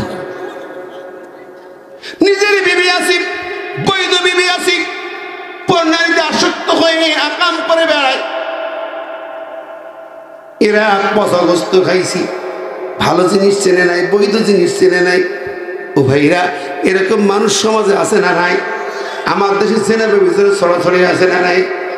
ও বন্ধুরি, ঢাকার বড় বড় club, 5 star club, celebrity club, গুলশানের ক্লাব, নানান জায়গায় যেয়ে দেখেন অবৈধ নারীদের নিয়ে সব বড় বড় অফিসার নেতা গোতারা রাতকে রাত কাটায়। ধরাও পড়ে মাঝে মাঝে, ওদের বিচার আচার হয় না। কিন্তু হুজুর বৈধ স্ত্রী নিয়ে বেড়াতে যায়, তখন কয় হুজুর কাবিন নামা কই। ঢাকা সিটিতে ওগুলো ঢের বাইরে। বসুন্ধরার এমডি ধরা খায় রাত 12টায়, ল্যাংটা মহিলা চিৎকার করে করে পুলিশ ডাকলো, তারপরেও তার কিছু হইল না। আর শাইখুল হাদিস মামুনুল হকের বৈধ স্ত্রী হওয়ার পরেও বিভিন্ন মিথ্যা নাটক সাজাইয়া সাজাইয়া মেরে মেরে হাড়গুলো ভেঙেছে। ঠিক না বে ঠিক? এই ছবি আমার ভাইরা, জেনা ব্যভিচার যেখানে সরাসরি হয়ে যায়, অবৈধ কাজে একাকার হয়ে যায়, আল্লাহর গজব আসে, আল্লাহর গজব নাজিল হয়। আল্লাহ পাক বলেছেন, আল্লাহর নবী বলেছেন, ফাল ইরতাকিবু রিহান হামারা ওয়া মাসকান ওয়া কাসফান। হাদিস আসছে, যখন এরকম হয় আল্লাহর গজব আসে। দেখে এসেছে না, আমেরিকা কি এসেছে, দাবানল, লস অ্যাঞ্জেলসে, ক্যালিফোর্নিয়ায় দাবানল। কেন লস অ্যাঞ্জেলসে, কেন ক্যালিফোর্নিয়ায়, কেন? ইতিহাস কি? ক্যালিফোর্নিয়া সবচেয়ে নোংরা, অসভ্য, বর্বর জায়গা। ওই ক্যালিফোর্নিয়া প্রথম, এই পৃথিবীর প্রথম সমকামী আইন সংসদে পাস হয়। সমকামী আইন, পুরুষ পুরুষ বিয়ে করবে, মহিলা মহিলা বিয়ে করবে। আচ্ছা, এই বিয়ের কাম কোনদিন মানুষ করতে পারে ভাই? কোন মানুষই করে? ভাই জন্তু জানোয়ারে করে না, শুকুরে করে না, কুকুরে করে না, বিড়ালে করে না, বান্দরে করে না, সুসোই করে না, তেলা পোকায় করে না। ঠিক না ভাই? সেই কাম যদি মানুষ করে, মানুষ না কুলাঙ্গা, জন্তু জানোয়ারের চেয়ে খারাপ। ঠিক না ভাই? ঠিক ভাই। আবার লস অ্যাঞ্জেলসে সংসদে আইন করেছে, এটা বৈধতা দিয়েছে। ভেবে দেখে, বাংলাদেশে আইন হয়নি এখনো, বইতে পড়াইছে গত সরকার, ওই বুবুজনের সরকার, ডাইনি বুড়ির লোকজন এগুলো কইসকে আর কি, ট্রান্সজেন্ডার সমকামীর বই নিয়ে আসছিল। ঠিক না ভাই? ঠিক, এগুলো নিয়ে আসছে। বন্ধুরা দেখেন, লস অ্যাঞ্জেলস কেন আজকের জামানত? আল্লামা সাইদি সাহেব 30 বছর আগে ভবিষ্যৎবাণী করে গেছে, লস অ্যাঞ্জেলস আল্লাহর গজবে পড়বে। কেন? সমকামী আইন পাশ করেছে শুধু না, ওখানে জেনা ব্যভিচার এত মারাত্মক খারাপ পর্যায়ে, ওখানে মা সন্তান কোনো পার্থক্য নেই, মা ছেলে, বাবা মেয়ে কোনো ফারাক নেই। পশু জীব জানোয়ার যেরকম, ওদের মা হিসাব আছে, ওদের বাচ্চার হিসাব আছে নাই। অনুরূপভাবে ওখানে ওখানে পুরুষ মহিলা, কে মা কে সন্তান, কে মেয়ে কে বাপ, হিসাব নেই, যে যার পারে তার ব্যবহার করে। এত বাজে, এত নোংরা, অসভ্য জানোয়ার। কোন ফিল্ম তৈরি হয় সেখানে প্রথম এই অসভ্যতা বর্বরতার জন্যই আল্লাহর গজব অনিবার্য হয়ে যায়। ওই দেশে তেমনের আগুন এসেছে, আগুন আগুন জ্বালিয়ে পুড়ে যাচ্ছে, বাতাসের মতো আগুন উঠতেছে, কেউ থামাতে পারে না। আমেরিকা এত শক্তি অস্ত্র দিয়ে দাবানল থামাতে পারে না। পেরেছে? জোরে বলেন, আর জোরে পেরেছে? এর ক্ষমতা কার? আন্নাল কুওয়াতা লিল্লাহি জামিয়া, মূল পাওয়ার আল্লাহর, মূল শক্তি আল্লাহর। এই শক্তি তুমি অর্জন করতে পারবে না, ঠিক কিনা কন? বন্ধুরা আমার, আমার দেশের এই পরিবেশটা দেখে আমার খারাপ লাগে, কঠিন। দেখেন আল্লাহ পাকের নবী আরেকটু সামনে গেলেন, আরেক দল মহিলা যাদেরকে গাছে ঝুলিয়ে রাখা হয়েছে। নবী দেখছেন মেরাজের রাতে মহিলা গাছে ঝুলানো, তাও কি করে? মহিলাদের বুকে স্তরে দুই স্তরে দুইটা রশি বেঁধে গাছে ঝোলানো হয়েছে। আল্লাহ নবী হতভম্ব হয়ে গেলেন, জিবরিল এ কি বিভৎস চরিত্র, কি বিভৎস চিত্র, কি দেখছি এটা? এই কঠিন আযাব কেন? নবীরে পৃথিবীতে দেখো কিছু নারী তাদের ওই স্তনগুলো নিয়ে আর এক পুরুষের সঙ্গে ঘুরে বেড়ায়, অবৈধভাবে। আছে না নাই? এরা সেই সকল নারী যাদের বৈধ স্বামীর থাকতেও পর পুরুষের সঙ্গে আকাম কুকাম করে বেরিয়েছে। বৈধ স্বামী থাকতেও পর পুরুষকে ডেকে তার বেডে শুয়ে আমোদ প্রমোদ করেছে। বৈধ স্বামী থাকতেও পর পুরুষের সঙ্গে তার দেহ, তার বুকের স্তন মিলিয়ে দিয়েছে। আছে না নাই? আছে। ও মা বোনরা যারা শুনতেছেন, সাবধান হয়ে যাও। স্বামী থাকার পর পপারের সঙ্গে হ্যালো, স্বামী বিদেশে হ্যালো, জীবন জ্বলে গেল, তুমি এসো। আছে না নাই? বাংলাদেশে আছে না নাই? এই যে 31 নাইটে কি দেখলাম? রাতের বেলা রাজশাহী ঢাকা দেখছেন, রাতের বেলা নারী পুরুষ একাকার, বড় একটা দুইটা তিনটা ঘুরি ঘুরি বেড়ে জাকাম করে বেরিয়েছে। 14ই ফেব্রুয়ারি ভ্যালেন্টাইন ডে সামনে, কুত্তার মতো কুকুরের মতো ঘুরে বেড়াবে নারী পুরুষ। 31 নাইটি কক্সবাজারে লক্ষ লক্ষ নারী পুরুষ সি বিচে শহরে হোটেলে একাকার হয়েছিল। কেন? কোথায় ছিল আমার দেশের প্রশাসন? সরকার এগুলো দেখে না, পুলিশ এগুলো দেখে না, প্রশাসন নজরদারি দেয় না। সারা জিন্দেগি থেকে প্রশাসন শুধু হুজুর খুঁজে বেড়াইছে। টুপিওয়ালা দাঁড়িয়ে দেখলে খলিতে ঝুলেছে, আর আকাম কুকাম করা লোকগুলো দেখতে পাওয়া কুত্তার মতো মেলে। কি বলে? গত বছর 14ই ফেব্রুয়ারি 5 কোটি কন্ডম বিক্রি হয়েছে। 5 কোটি। লজ্জায় মাথা নত হয়ে যায়। এটা মুসলিম দেশ ভাবতে অবাক লাগে, এটা মুসলিম দেশ ভাবতে অবাক লাগে। মসজিদের শহর ঢাকা চিন্তা করতে আমার কলিজা ফেটে যায়। সেই দেশে কি হচ্ছে? আমার ভাইয়েরা, বন্ধুরা, 4 বছরের বাচ্চা ফুল নিয়ে ভ্যালেন্টাইন ডেতে ফুল নিয়ে গেটে দাঁড়িয়ে ম্যাডাম করে, ম্যাডাম আই লাভ ইউ। 4 বছরের বাচ্চা স্কুলে। আবার 80 বছরের বুড়ো দেখলাম দাঁত নেই, সে ফুল কিনে উত্তরপাড়া দিয়ে বিধবা মহিলার বাড়ি দিয়ে বলছে I love you, I love you. কাউয়ার মতো লোক, ঠিক নেবে? ঠিক। কাউয়ার মতো বুড়োর সঙ্গে আকাম করে বেড়ায়। কাউয়া বুড়োর সঙ্গে নাকি ওই সমস্ত পরিমণি সহ বিভিন্ন নাকি মেয়েরা ওদের কাছে যে ঘুম পড়াচ্ছে, ওরা যে ঘুম পড়ায়, আকাম করে ঘুম পড়াতে যায় নেতাদেরকে, মন্ত্রীদেরকে, এমপিদেরকে, এই সকল নষ্ট বলতে নারীগুলো। কোথায় থাকে আমার প্রশাসন? মুসলমানের দেশ, কথা বলার কায়দা নেই। বলবে হুজুর এসব নিয়ে আপনার ভাবার দরকার কি? তসবিহ তাহলিল সুবহানাল্লাহ জপতে জপতে মসজিদে যায়, বহুত ফায়দা হবে। কতক্ষণ? হে মুসলমান ইমামেরা, মসজিদের খতিব, ইমাম, মুয়াজ্জিন, মসজিদ কমিটি, তোমার সমাজের দায়িত্ব তোমার। মসজিদ কমিটি দায় এড়াতে পারবে না। শুধু মাহফিল দেবে, চান্দা দেবে, মসজিদ বানাবে, ইমামের বেতন দেবে, আর হিসাব করবে বসে বসে। এই কাম নয় কমিটি। মসজিদ কমিটি হতে হবে আমার নবীর মসজিদ নববীর কমিটির মতো। নবী মদিনার মসজিদ নববী তৈরি করে কমিটি করে দেখিয়ে গিয়েছেন কি হবে। ওই মসজিদের ইমাম হবে চিফ জাস্টিস, ওই মসজিদের কমিটি হবে সকল বিচারের বিচারক করবে তারা। মহল্লার মসজিদ কমিটির দায়িত্ব আছে, শুধু নির্মাণ করা নয়, মাসে মাসে ইমামের বেতন দেওয়া নয়, টাইলস লাগানো নয়, মুটি এসি লাগানো নয়, জায়নামাজ কেনা নয়, এই কাজগুলো কমিটির কাজ নয়। কমিটির কাজ হলো ইমামকে নিয়ে, মুসল্লিকে নিয়ে, যুবকদেরকে নিয়ে গোটা মহল্লা নিয়ন্ত্রণ করবে। ঠিক নেবে ঠিক? কোনো মদ করে গাঁজা করে গ্রামে বাস করতে পারবে না, কোনো বিড়িখোর তাড়িখোর রাস্তায় বিড়ি খাজি খেয়ে বেড়াতে পারবে না, কোনো যুবক ছেলে পেলে কোনো মেয়েদের পিটিং করতে পারবে না, সুদ ঘুষের কারবার চলবে না, কোনো অন্যায় জুলুম চলবে না। সব অন্যায় বন্ধ করার জন্য মসজিদ কমিটিকে দায়িত্ববান করতে হবে। আমার ভাইরা, আমার কতগুলো কষ্ট পাচ্ছেন নাকি? বাংলাদেশের জমিনে যদি 4 লক্ষ মসজিদ কমিটি দায়িত্ববান করতে পারে, আর আমার দেশের সরকার যদি সেটাকে অনার করতে পারে, প্রমোট করতে পারে, উপর থেকে প্রমোট করতে হবে, সরকার থেকে নির্দেশনা দিতে হবে, মসজিদ কমিটির দায়িত্ব পালনের সজাগ করতে হবে। গ্রাম গ্রাম পুলিশিং কমিটি বানাইছিল, পুলিশিং কমিটি কিছুই করতে পারে নাই। ওরা সাদাবাজি করেছে, দালালি করেছে, ঘুষের কারবার খেয়েছে।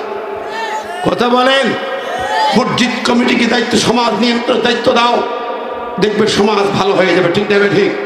আমার মায়েরা বোনেরা, আপনাদের সম্পর্কে যে কথা বলছিলাম, হাদিসে এসেছে, যে হাদিসটা পড়েছি, নবীজি বলেছেন শেষ জামানায় 2 শ্রেণীর লোক জাহান্নামে যাবে। 1 শ্রেণীর লোক যাদের কাছে গরুর লেজের ন্যায় লাঠি থাকবে, এদরিবুনা বিহান নাস, মানুষকে শুধু লাঠিতে পিঠাবে। পুলিশিং বাহিনী ছিল, এই গোটা 16 বছর ধরে দেখলাম ভালো লোককে পিটাইছে, আর খারাপ লোকের দোস্তি করে মদ গাঁজা খেয়ে বেরিয়েছে। ঠিক না? ঠিক। আর আরেক শ্রেণীর লোক, নারীরা উলঙ্গ পোশাক পরবে, উলঙ্গ পোশাক। হাদিসে নবী বলছেন পোশাক পরবে কিন্তু উলঙ্গ। সেটা কিরকম দেখেন না? দেখেন, হাফ প্যান্ট পরছে, হাফ শর্ট বেড়ে পড়ছে, পড়া বেড়াইতেছে, এ কি পোশাক না শয়তানি? আবার কিছু পোশাক আছে জর্জেট, ফাঁকা নাকা নেট, তার নাম জর্জেট। এই জাতীয় পোশাক পরে বেড়াইতেছে, এগুলো পোশাক না, এটা উলঙ্গ বিহায়া নারী। তোমার শরীর পরপুরুষকে দেখাবে, ওই শরীর জান্নাতে যাবে না। এই হাদিসে বলা হয়েছে ওরা রুসহুন্না কাসতিমাতিল বুক্তিল মাইলা, চুলগুলো বুকতে উঠেন না, কুজেন না, ঝুটি বাঁধে। এই ঝুটি বাঁধা কুজওয়ালা এই নারী জান্নাতে যাবে না, যাবে না, যাবে না। তোমার একটা চুল পরপুরুষ দেখবে, তুমি জাহান্নামী। তোমার পায়ের পাতা পর থেকে, পায়ের গিরার থেকে মাথা পর্যন্ত তোমার ঢেকে বের হতে হবে। তুমি সংসারে বাড়ির ভিতরেও তোমাকে পর্দা করতে হবে। তোমার ছেলে, আপন ছেলে, পেটের ছেলে বালে হলে পরে সেই ছেলের সামনে খালি মাথায় যাইতে পারবে না। আপন ছেলে তোমার ছেলের সামনে যেতে পারবে না। তোমার ছেলে বড় হলে তোমার ঘরে অনুমতি ছাড়া ঢুকতে পারবে না। ইসলামের আইন, পারিবারিক আইন নেই। তোমার মামাতো ভাই, খালাতো ভাই, ফুফাতো ভাই, চাচাতো ভাই, নানাতো ভাই, কারোর সামনে তুমি যাইতে পারবে না। তোমার ভাসুর দেবর সামনে যাইতে পারবে না। ও মায় বোনেরা, কি করছেন জানি না, তোমার মুখমণ্ডল পর্যন্ত ভাসুর দেবর ওই সমস্ত ভাইদের সামনে দেখাতে পারবে না। রাগ করছেন আমার কথায়? মাইন্ড করছেন? তুই মেয়ে বড় হয়েছে, বাবার সামনে মাথা ঢেকে যেতে হবে। বাবার সামনে মাথা খালি রেখে যেতে পারবে না। তোমার মেয়ে ছোট্ট বয়স থেকে তোমার মেয়েকে হাফ প্যান্ট পরে রাস্তায় ছাড়তে পারবে না। ছোটটাই কি 6 মাস বয়সেও তুমি হাফ প্যান্ট পরাতে পারবে না। শরীয়ত সম্মত পোশাক পরাতে হবে। আমার ভাইয়েরা, মায়েরা, বোনেরা যারা শুনছেন, আমি বিনয়ের সাথে বলছি কথাগুলো, এই কথাগুলো ওয়াজে বলা হয় না, সচরাচর বলা হয় না। ওই যে দেখছেন না, স্তনে রশিদ বেঁধে ঝুরিয়ে রাখা হয়েছে, এমনি নয়। তোমার শরীর পরপুরুষকে দেখালে তোমার ওই আযাব পেতে হবে, ওই শাস্তি পেতে হবে। কষ্ট পাচ্ছেন আমার কথায়? হে পুরুষেরা, তোমরা বিবিদের মর্যাদা দাও, বিবিদের পর্দায় রাখো। বিয়ের সময় বিয়ে করো, কিভাবে আনো? লোকের চেহারা দেখায় নিয়ে আসো, বাড়িতে সাজায় বসাই দাও, লোক এসে দেখবার হালখাতা করো। কথা কন? এই যুবক জাহান্নামী, তোমার স্ত্রীকে পরপুরুষ দেখতে পারবে না। পরপুরুষ কি তোমার আপন ভাইও দেখতে পারবে না, হারাম। আমার দেশে এগুলো উল্টাপাল্টা চলছে, কথা বলেন ঠিক না ঠিক? হে যুবক, তুমি কি করেছ? তোমার স্ত্রী, আমি ব্যক্তিগতভাবে যেগুলো মানা যায় সেগুলো তো মানতে হবে, ঠিক না ঠিক? আপনি ওই মেয়ে মানবেন না, কেন আনবেন? কেন নিয়ে আসবেন?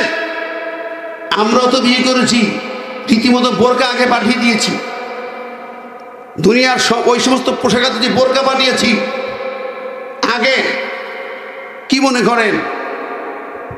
প্রিয় ভাই বন্ধুরা, হাজিরিন, আমি অনুরোধ করছি, পারিবারিকভাবে ইসলাম মানতে হবে, ব্যক্তিগতভাবে ইসলাম মানতে হবে, সামাজিকভাবে মানতে হবে, রাষ্ট্রীয়ভাবেও ইসলাম প্রতিষ্ঠা করতে হবে। রাষ্ট্রীয়ভাবে ইসলাম না আসলে এই উল্লঙ্ঘ বেহায়াপনা বন্ধ হবে না, এটা ঠিক। কিন্তু আপনি ইমানদার, আপনার পরিবার আপনি কন্ট্রোল করেন। মা বোনরা, আমার প্রিয় ভাই বোনেরা, আপনাদের কাছে আসি, কত কথা বলি, পরিবার সমাজ কল্যায় যাচ্ছে, ধ্বংস হয়ে যাচ্ছে, ভাববার মানুষ নাই। নেতারা আছে যার যার মতো খাওয়ার ধান্দায়, লিডাররা আছে ক্ষমতার ধান্দায়, চেয়ারের প্রতিযোগিতায়, কে চেয়ারম্যান হব, কে এমপি হব, প্রতিযোগিতা, ঠিক না ব্যাটি? আর আপনি পিছনে ছুটে ছুটে জীবনটা বরবাদ করবেন, নাকি ইসলামের জন্য জীবনটা দিয়ে দেবেন? ইসলামের জন্য, কোরআনের জন্য, আল্লাহর জন্য। কুরবানিতে পড়েন না, ইন্না সালাতি ওয়া নুসুকি ওয়া মাহইয়ায়া ওয়া মামাতি লিল্লাহি রাব্বিল আলামিন। হে আল্লাহ, আমার নামাজ, আমার কুরবানি, আমার জীবন, আমার মরণ তোমার জন্য দিয়ে দিলাম। মুখে বললেন, আমার জীবন, আমার মরণ, আমার বন্দেগী, ইয়া ইলাহি ইয়া ইলাহি কবুল করো আমার জিন্দেগি, আমার জীবন, আমার মরণ, আমার বন্দেগী। কি কর? সে আল্লাহর কাছে সঁপে দিতে হবে। ও বন্ধুরা আমার, জীবনের ইতিহাসগুলো দেখে, আল্লাহর নবী গেলেন, সব দৃশ্য দেখে গেলেন, জান্নাত জাহান্নাম দেখলেন, আল্লাহর আরশে আজিমে চলে গেলেন, আল্লাহর কাছে হাজির হলেন।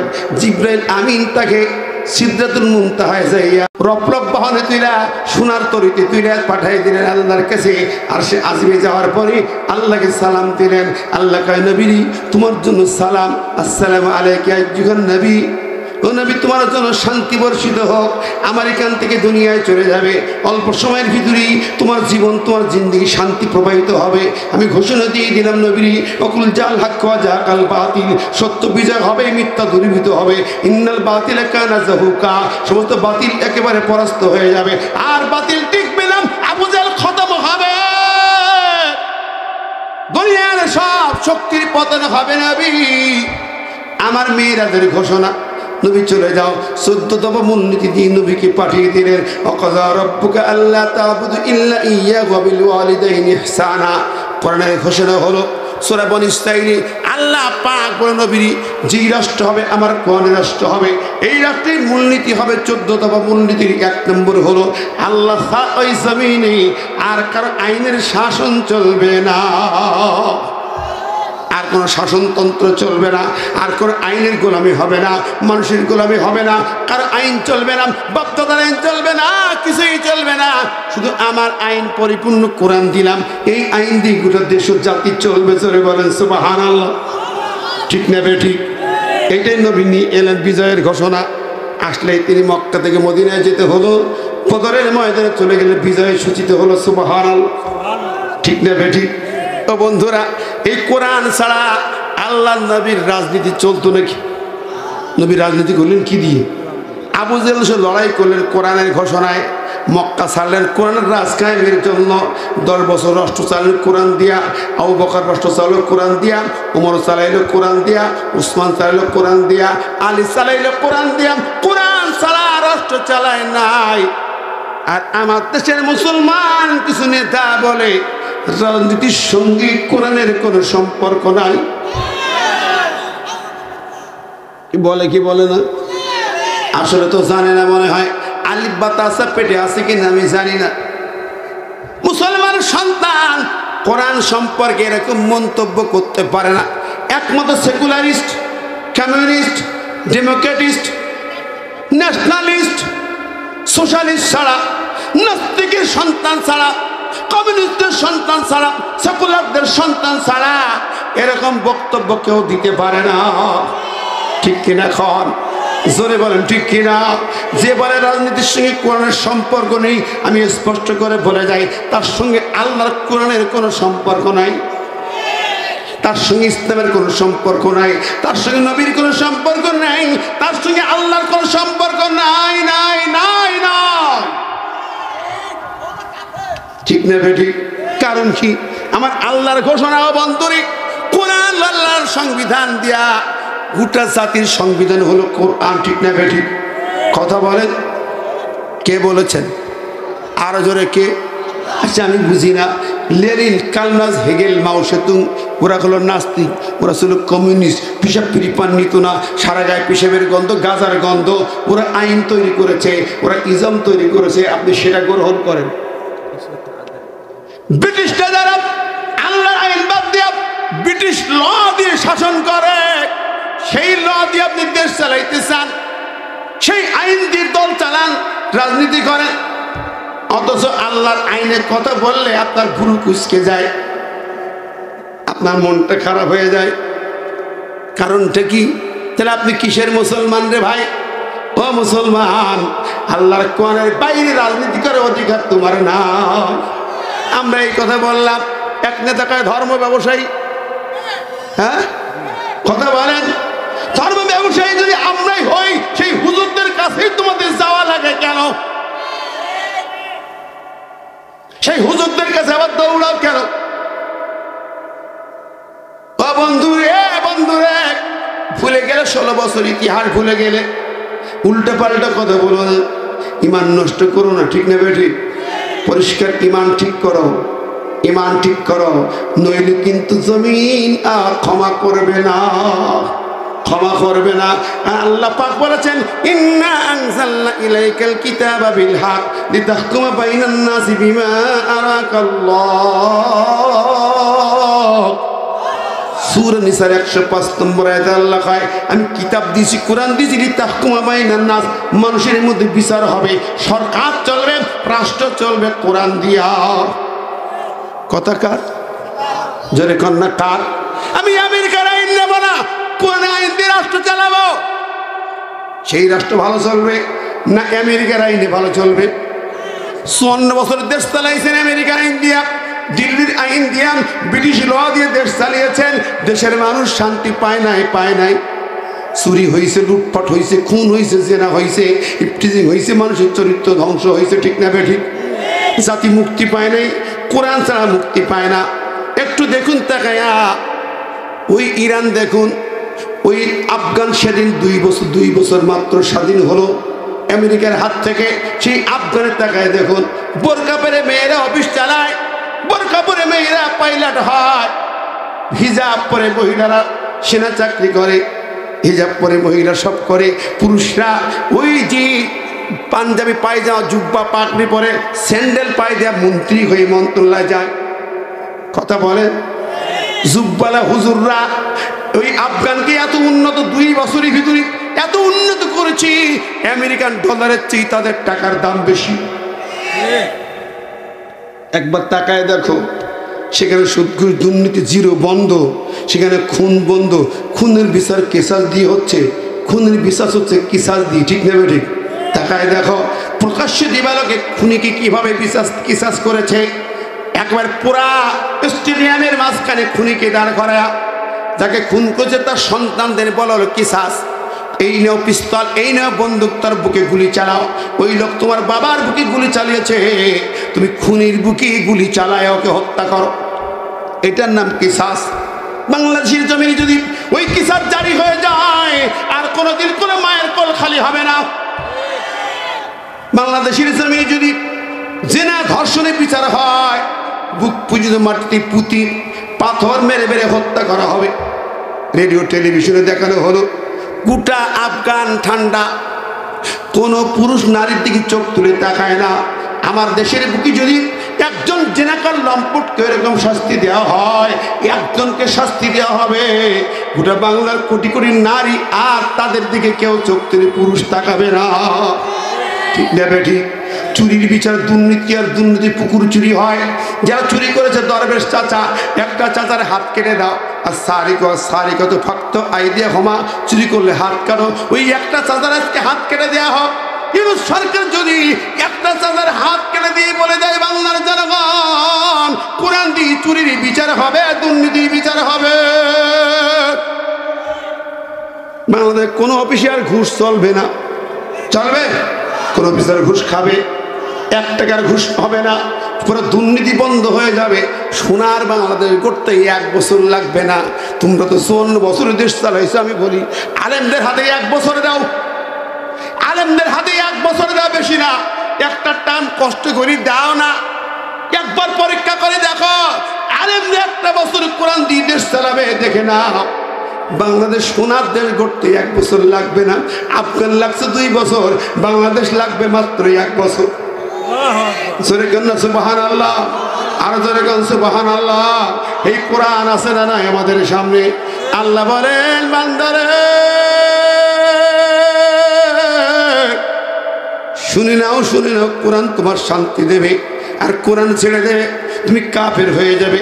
আমাল্লাম ইহকুম বিমা আনজালাল্লাহু ফাউলাইকা হুমুল কাফিরুন। যদি কোরআন দিয়ে বিচার যারা করে না তারা হলো কাফের। এই ফতোয়া কার? জোরে কন্যা কার? আরো জোরে বলেন কার? কোরআন দিয়ে বিচার করবে না, রাষ্ট্র চালাবে না, ওরা কাফের। যতই নাম আব্দুল্লাহ আব্দুর রহমান হোক, যতই মসজিদে যাক, যতই মসজিদ বানা, হজ করুক, যাকাত দিক, ওই লোকটা যদি কোরআন দিয়ে সরকার না চালায়, কোরআন দিয়ে বিচার না করে, আল্লাহ পরিষ্কার বলেন সে হলো কাফের।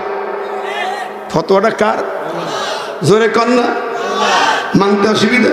মানবেন না, যাবেন জায়গা মতো মরি দেখেন, কবরে ঢুকে দেখেন আদা বাটা কেমনে হতে হয়। কবরের প্রশ্ন হবে মা দিনুকা, তোমার শাসনতন্ত্র কি ছিল? তোমার শাসনতন্ত্র কি ছিল? তখন বলে আমার বাবার তন্ত্র ছিল, আমি মুজিববাদের লোক, আমি অমুকের সৈনিক, তমুকের সৈনিক। বলে দেখো আদা বাটা কেমনে করে। কথা বলেন ঠিক না ঠিক? শাসনতন্ত্র মানতে হবে একমাত্র কোরআন, কেবলমাত্র কোরআন। আপনি যেই দল করেন দলীয় নেতাদেরকে পরিষ্কার করে বলে দেন, স্পষ্ট করে বলে দেন, কোরআনের বাইরে চলার চেষ্টা করেন না। ঠিক না ঠিক? জোরে বলেন। কোরআনকে শাসনতন্ত্র মানেন, কোরআন দিয়ে পার্লামেন্ট চলবে। আমরা পরিষ্কার করে বলতেছি এই কথাটি, আগামীর বাংলার জমিনে সব আলেম আমরা একমত। শাইখুল হাদিস আল্লামা মামুনুল হক, শাইখুল হাদিস ডক্টর ইনায়েতুল্লাহ আব্বাসী, শাইখুল হাদিস হারুন ইজহার সাহেব, হেফাজতের আমির মুহিবুল্লাহ বাবু নগরী, হেফাজতের আলেম ওলামারা, খেলাফতের আলেম ওলামারা, ডক্টর মিজানুর রহমান আজহারি, আল্লামা তারিক মুনওয়ার, মুফতি আমির হামজা থেকে শুরু করি যত আলেম ওলামা আছে এক জায়গায় দাঁড়িয়ে যাব। চরমুনার শায়েখ শাহ আলেম ওলামার সামনে দাঁড়িয়ে যাব। আগামীর বাংলার পার্লামেন্ট হবে কোরআনের